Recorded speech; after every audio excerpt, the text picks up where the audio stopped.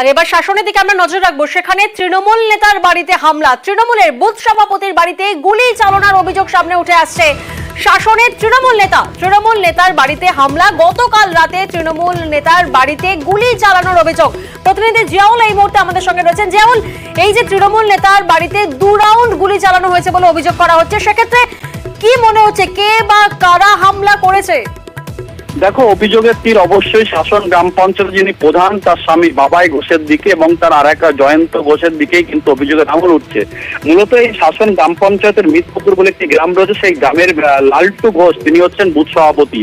দীর্ঘ কয়েকদিন ধরে তাদের মধ্যে একটা বিবাদ চলছিল। 2 দিন আগেও সেখানে মারধরের ঘটনা ঘটে এবং গতকাল রাতে দেখা যায় তার বাড়ি লক্ষ্য করে 2 রাউন্ড গুলি ছোড়া হয়, এমনটা অভিযোগ করছে এই লালটু ঘোষ। কিন্তু অভিযোগের তীর অবশ্যই শাসক দলের অর্থাৎ পঞ্চায়েত প্রধানের স্বামীর দিকে, অর্থাৎ দীর্ঘদিন ধরে গন্ডগোল এই পঞ্চায়েত প্রধানের স্বামীর সঙ্গে এবং জয়ন্ত ঘোষ তৃণমূল কর্মী এবং এই বুথ সভাপতির সঙ্গে, ফলে তারপরেই তার বাড়িতে হামলা করা হয় এমনটা অভিযোগ। কিন্তু সমস্ত হামলার অভিযোগ অস্বীকার করেছে শাসক দলের পঞ্চায়েত প্রধানের অভিযোগ অস্বীকার পঞ্চায়েত প্রধানের স্বামীর।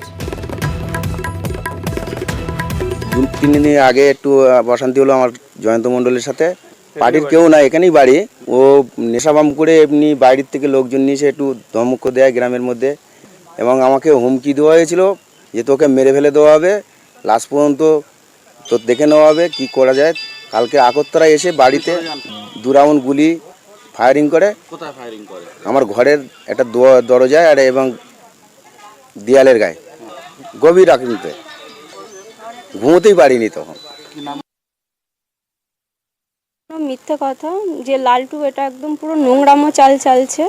এর আগেও 2বার এরকম ব্যবহার করেছে আমাদের সাথে। আমি ঘটনাস্থলে গিয়ে ওদেরকে জানতে গেছি, আমাকে পুরো হেনস্থা করেছে। হেনস্থা করার পরে এটা একদম সম্পূর্ণ মিথ্যে। পাশে যদি গুলি চালায়, গুলির আওয়াজ তো আমরা পাবো। এই বিষয়ে আমি কিছুই জানি না, এটা পুরো একদম মিথ্যে। বলছে 2 রাউন্ড গুলি চালিয়েছে, একদম পুরো মিথ্যে কথা। এবং আপনার স্বামীর সঙ্গে যুক্ত বলছে না, এটা একদম পুরো মিথ্যে কথা। আমি দলকেও জানিয়েছি প্লাস থানাকেও জানিয়েছি।